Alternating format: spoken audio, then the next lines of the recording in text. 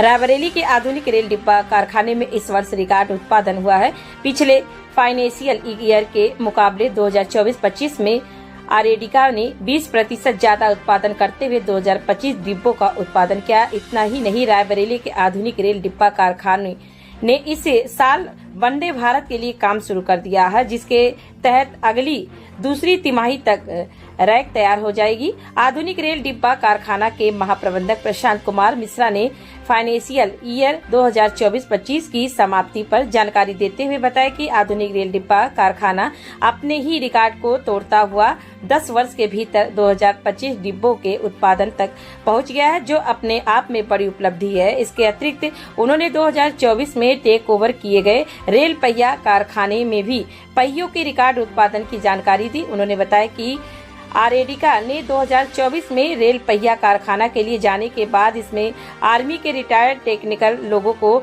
लगाया, जिन्होंने रिकॉर्ड उत्पादन किया है। इसके अतिरिक्त उन्होंने कारखाने के बारे में जानकारी देते हुए बताया कि परिसर पूरी तरह पर्यावरण फ्रेंडली बनाया जा रहा है, जिसमें खुद का सीवर ट्रीटमेंट प्लांट, 4 मेगावाट की सोलर उत्पादन यूनिट, पूरी तरह से ग्रीन कैंपस और खेल के ऐसे मैदान विकसित हैं जहां से राज्य और राष्ट्रीय स्तरीय खिलाड़ी निकाले जाने की योजना है। महाप्रबंधक ने बताया कि आसपास गांव के लोगों को कारखाने से जोड़े रखने की मंशा से उनके बीच जागरूकता कार्यक्रम भी चलाए जाते हैं।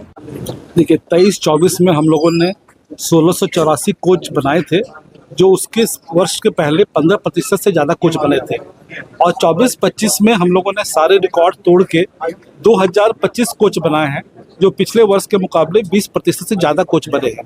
इसमें सर अगर बात की सामान्य वर्ग या मध्यम वर्ग के लिए क्या सहूलियत मिली है? सामान्य और मध्यम वर्ग के लिए हम लोगों ने 95% से ज़्यादा कोच जो हमने बनाए वो मध्यम और सामान्य वर्ग के ही थे। 72% कोच हमारे नॉन एसी कोच थे और बाकी एसी 3 टियर कोचेस थे जो मध्यम वर्ग के लिए होते हैं। एक शहर में बैंक की भी बात कर रहे थे आप, क्या है वो, उससे क्या लाभ है? जो फोर्ज व्हील कारखाना को जब हम लोगों ने अधिग्रहण किया था अप्रैल 2024 में, इनको चलाने के लिए हमें दक्ष टेक्नीशियंस की जरूरत थी, और इस एरिया के लखनऊ रायबरेली एरिया के जो रिटायर्ड आर्मी के टेक्निकल लोग थे उनको हम लोगों ने अपने साथ जोड़ा है, और इन लोगों ने बहुत ही अभूतपूर्व काम करके FWP का जो है फोर्ज व्हील प्लांट को उन्होंने वापस पटरी पे लाया है।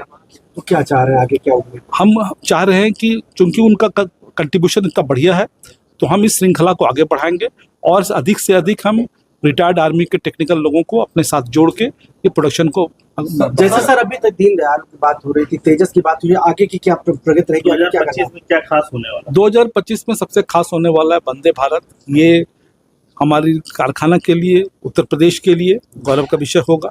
उस पर हम लोगों ने काम शुरू कर दिया है, और अगले 2 क्वार्टर में आप देखेंगे कि ये रेक रेडी होकर तैयार होगा, इसकी टेस्टिंग हो रही होगी।